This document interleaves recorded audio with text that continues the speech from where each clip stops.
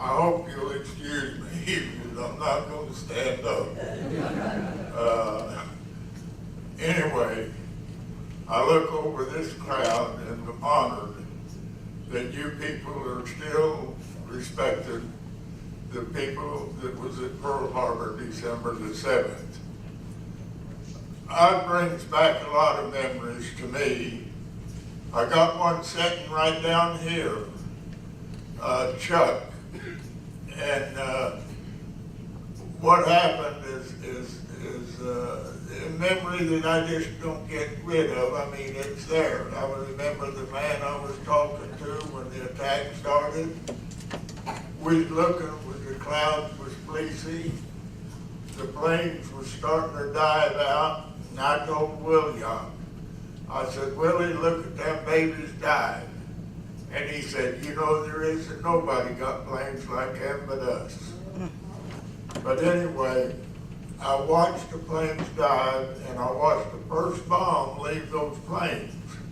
Because we were standing where we could see the first wave come in. They dropped the first bomb on the building on the Ford Island, and Chuck was in that building. I didn't know this until I joined this chapter of the survivors. But he was lucky enough that all it done was knock him out, I guess. And anyway,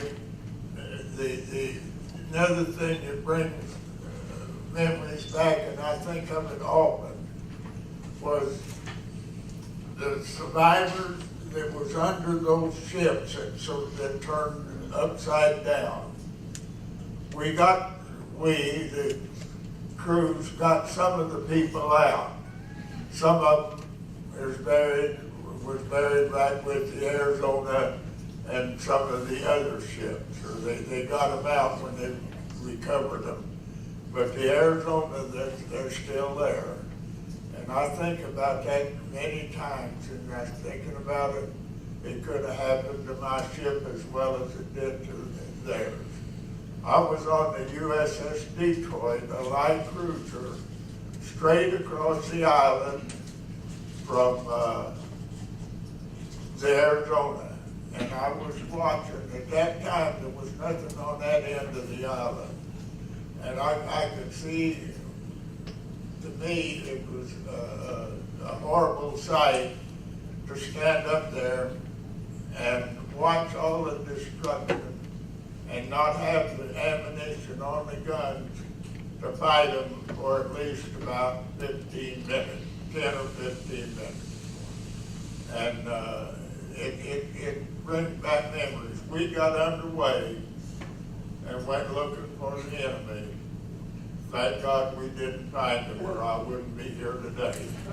Because we just didn't have the ships to fight them with after the attack on Pearl Harbor. I want to thank you for attending this meeting.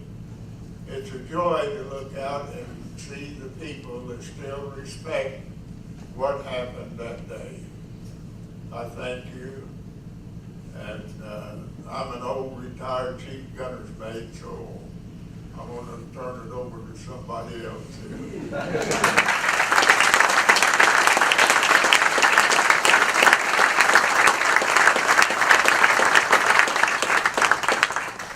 This is Henry Freeds.